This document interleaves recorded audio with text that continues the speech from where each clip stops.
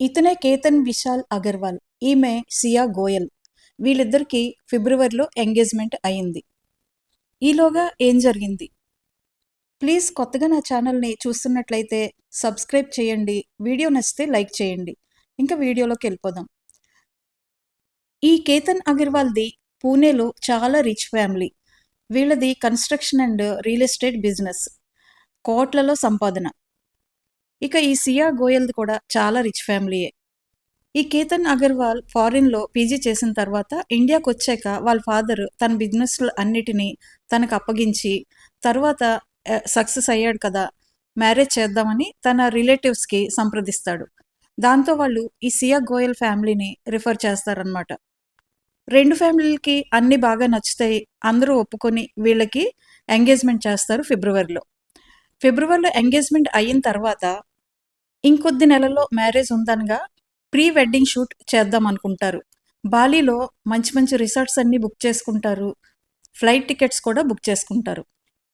ఇక్కడే ఒక ట్విస్ట్ జరుగుతుంది. బాలి వెళ్ళడానికి ఎయిర్‌పోర్ట్‌కి బయలుదేరతారు. ఎయిర్‌పోర్ట్‌కి వెళ్ళే దారిలో ఫుడ్ కోసం ఒక చోట ఆగినప్పుడు తన మాస్టర్ ప్లాన్‌ని అమలు పరుస్తుంది సియా. కారులో మొబైల్ మర్చిపోయాను. వెళ్ళి తీసుకువస్తా అని చెప్పి వెనక్కొచ్చి కేతన్ పాస్‌పోర్ట్ చింపి పడేస్తుంది. అప్పటికి కూడా కేతన్ ఫ్యామిలీకి అనుమానం రాదు. ఎక్కడో పడిపోయి ఉండొచ్చు లేదా ఏ హోటల్లోనో మర్చిపోయి ఉండొచ్చు అని అనుకుంటారు. బాలి ట్రిప్ మిస్ అయిన కొన్ని రోజులకి నాకు ట్రెక్కింగ్ అంటే ఇష్టం.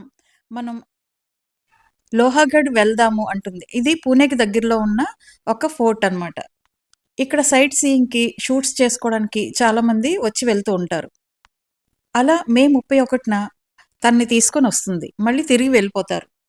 మళ్ళీ జూన్ 14న మళ్ళా ట్రెక్కింగ్‌కి వెళ్దాం అని చెప్పి లోహాగఢ్‌కి తీసుకెళ్తుంది. ఇక్కడ సియా ఫస్ట్ అటెంప్ట్ చేస్తుంది. సడెన్‌గా తనని వెనక్కి తోసేసరికి ఒక చెట్టొచ్చి ఆగిపోతాడు. అప్పుడు తను చాలా ఫాస్ట్‌గా కవర్ చేస్తుంది. పాము, పాము, పాము అందుకే నిన్ను పక్కకు తోసా అని కవర్ చేస్తుందనమాట. అప్పటికి కూడా పాపం ఈ కేతన్‌కి అనుమానం రాదు. అసలు ఇదంతా ఎందుకు చేస్తుంది? పూణేలోనే ఉన్న చేతన్ చౌదరి అనే అబ్బాయితో ఈ అమ్మాయికి ఎప్పటినుంచో రిలేషన్‌షిప్‌లో ఉంటుంది. దాంతో ఎలాగైనా ఈ పెళ్లి తప్పించుకోవాలని, తనని చంపేస్తే పెళ్లి నుంచి తప్పించుకోవచ్చు. ఒక 1 ఇయర్ పోయిన తర్వాత పేరెంట్స్ ఎలాగా ఒప్పుకునేలా వాళ్ళతో మాట్లాడి ఈ చేతన్ చౌదరిని చేసుకోవచ్చు అని అనుకుంటుంది. ఇక ఫైనల్‌గా పకడ్బందీగా ఒక ప్లానేస్తుంది. జూన్ 19న తన బర్త్‌డే.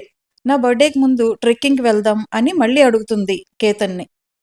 18న ట్రెక్కింగ్‌కి వెళ్ళి 19న మళ్ళీ పూణేకొచ్చి ఇక్కడే బర్త్‌డే చేసుకుందాం అని చాలా నమ్మకంగా అడుగుతుంది. తనకి ఇవన్నీ తెలియవు కదా! తను ఏదో బాగా చదువుకొని బిజినెస్‌ని బాగా సక్సెస్‌ఫుల్‌గా రన్ చేసే అబ్బాయి.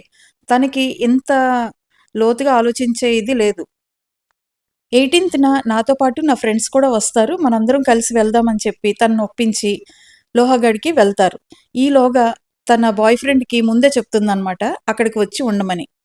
సీసీటీవీ కెమెరాస్‌లో కూడా తన boyfriend Chetan Chaudhary hoodie యేసుకొని మొహాన్ని కవర్ చేసుకుంటూ ఎక్కడికి వీళ్ళెళ్తే వాళ్ళ ఎనకాతల ఫాలో అవుతూ కనిపిస్తాడు. ట్రెక్కింగ్ మధ్యలోనే తనకి ఫోటో తీస్తానంటుంది. కొంచెం సైడ్‌కి జరుగు అని చెప్పి ఎడ్జ్ వరకు తీసుకెళ్తుంది. ఈలోగా వాళ్ళ వెనకాతలే ఫాలో అవుతూ వస్తున్న తన బాయ్ ఫ్రెండ్ తిను కలిసి కేతన్‌ని 400 అడుగుల ఎత్తు పైనుంచి తోసేస్తారు. తోసేసిన వెంటనే గట్టిగా అరుస్తూ కాలు జారి పడిపోయాడని చెప్పి యాక్ట్ చేస్తూ గార్డ్స్‌ని పిలుస్తుంది. వాళ్ళంతా వచ్చి నిజంగానే యాక్సిడెంటల్‌గా పడిపోయాడని ఫస్ట్ అనుకుంటారు.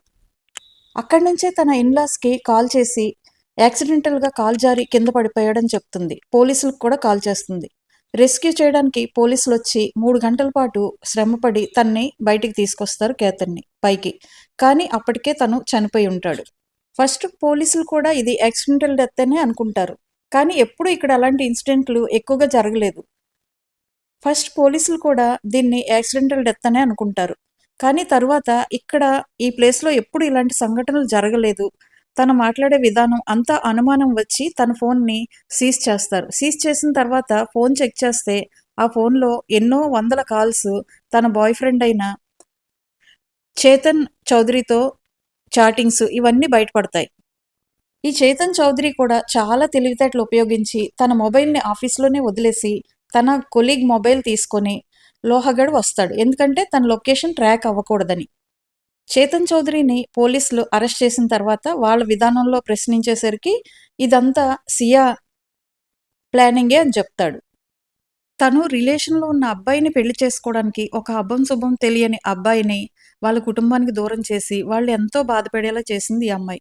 వీళ్ళ పెళ్లిని డెస్టినేషన్ వెడ్డింగ్‌లాగా జైపూర్‌లో చేద్దామని అనుకున్నారట. 17,00,00,000 ఖర్చు పెట్టి జైపూర్‌లోని ప్యాలెస్‌లని వాళ్ళు ముందే బుక్ చేసుకున్నారు. కేతన్ గాని, వాళ్ళ ఫ్యామిలీ గాని ఎంతో నమ్మారు ఈ అమ్మాయిని. తప్పు చేస్తే పట్టుబడతాం అని ఏమాత్రం ఇంగిత జ్ఞానం లేకుండా ఇలా ఎందుకు చేస్తారో అర్థం కాదు. ఎంతో మంచి భవిష్యత్తు, ఎంతో జీవితం ఉన్న ఆ అబ్బాయిని చంపి వాళ్ళ ఫ్యామిలీకి విషాదాన్ని మిగిల్చిన ఇలాంటి వాళ్ళకి ఎలాంటి కఠినమైన శిక్షలు వేయాలి? నేనైతే చాలా కఠినంగా శిక్షించాలని కోరుకుంటున్నాను. మీరైతే ఏమనుకుంటున్నారో కామెంట్ చేసి చెప్పండి. ఈ వీడియో గనుక మీకు నచ్చితే ఒక చిన్న లైక్ ఇవ్వండి please. Thank you for watching.